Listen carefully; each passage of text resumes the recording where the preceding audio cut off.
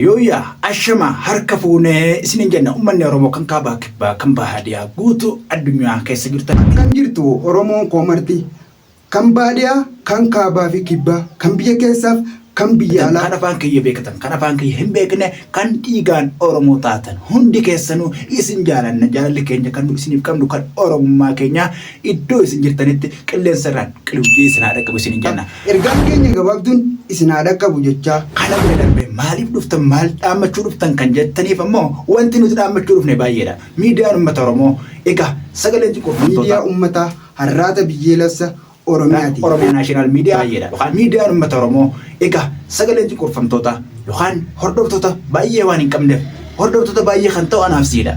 Egaa anaafsi kan namni beeku egaa ati namni beekus jirta.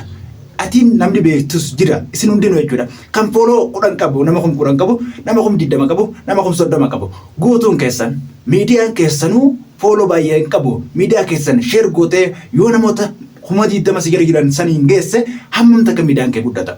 Kanaaf miidiyaa kee sheer godhiitti nama 20 jalaa qabdu sanitti argisiisi. Nama 30 jalaa qabdu sanitti argisiisi. 50 100 qabdu san jalatti argisiisi. Miidiyaan kee kanaa jedhi miidiyaan keessan isa kamii yeroo isin jedhan si gaafatan osoo isin gaafanne duratti sheeriin kee murteessaadha. Har'aata biyyoolessa Oromiyaa koomenti laayik sheer fooloo goone dhaggeeffannee isatti aanuuf hiriyoota keenya haa dabarsinu miidiyaa keenya haa guddisnu miidiyaan ija miidiyaan gurra har'aata biyyoolessa Oromiyaa Oromiyaa Naashinaal Miidiyaa haa dhaggeeffannu haa wali dabarsinu wal biraan haa geenyu miidiyaa har'aata biyyoolessa Oromiyaa dhangaan torbaanii beektota keenya hayyoota keenyaatu torbetti dhufee jira nuuf sagaleessa. Kanaaf isin dheeqxanii miidiyaa kana hordofuun isin jajjabeessa. Wanta isin beekne isin barsiisa. Cabiinsa uummata Oromoo isin barsiisa. Ammoo kan cabiinsa yaaloo maal akka ta'e jira baruu dandeessaa jechuudha. Sagalee qophii adda addaa jechuudha. Kanaaf wanni isin hordofuu qabdan Oromiyaa Naashinaal Miidiyaa yookaan har'aata biyyoolessa Oromiyaati. Miidiyaan uummanni Oromoo qabu isa tokkicha kana. Inni kaan guutuun dhara yookaan soba jechuudha.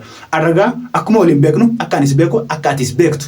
Oromiyaa keessatti maaltu raawwatamaa jira? Manguddoo jaarolii akkasumatti egaa dargaggoo dubartii guutuu jechuudha. Guutuu Oromiyaa keessatti wanti raawwatamaa jiru egaa uummata Oromoo kuma dhiyoo kana waliin arginee turre uummata Oromoo kan umriidhaan daa'imaa gudeedde irratti raawwatanii ajjeesuu. Keessaafuu yeroo ammaa kana keessatti yeroo jaarsaaf jaartii dargaggeetti manguddoota biyyaa gama du'aatiif lubbuu harka qabatanii du'a eeggachaa jiran kana keessatti dargaggoo addaa jechuudha fuudhanii humna addaatti deemtu jechuudhaan gama waraanaatti gaggeessuu egaa leenjii kan hin qabne fuudhanii humna diinota leenjii qabu bira geessanii uummata keenya fixaa jiranii jechuudha. Kana dhagoo barbaadu biyyi keenya maalirra akka jirtu har'aata biyyoolessa Oromiyaa hordofnee irraa baruu qabna. Fantoota hordofuun sira jiraata. Inni suni har'aata biyyoolessa Oromiyaa yookaan Oromiyaa Naashinaal Miidiyaadha. Miidiyaa keenya jabeeffachuu irratti immoo anaafatti yoo jabeessine malee inni biraa arguu hin danda'u. Anaafatti kan silaa beeknu argina kuni miidiyaa keenya sheer goonee wal biraan ga'u. Miidiyaan naafatti sheer goonu isaan sanbira yeroo qaqqabe isaan illeen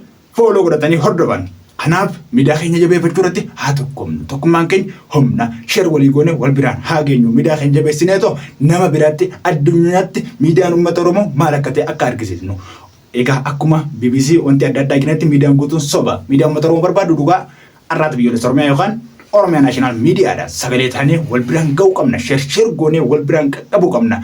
Kana caalaa maaltu jira waan keenya hordofuu caalaa wanti nama gammachiisu hin jiru. Miidiyaa keenya jalatti yoo hordofne wanta uummanni keessan gandi keessa yoo beekte Oromiyaan keessatti irratti raawwatamaa oole nama ati beektus ta'uu danda'a. Kanaaf miidiyaa yoo hordofte malee arguu hin dandeessu. Wanta irraan tana aanaa keenyatti raawwatame beektu, wanta aanaa keessanitti raawwatame beektu, wanta goolee Oromiyaa guutuu keessatti raawwatame beektu hin beektu. Baruu barbaaddu maal akka deemte Oromiyaa Naashinaal Miidiyaa. Miidiyaa keenya haa guddisnu.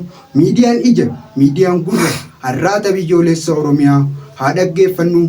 haa wali dabarsinu wal biraan haa geenyu miidiyaa har'aata biyyoolessa Oromiyaa sagalee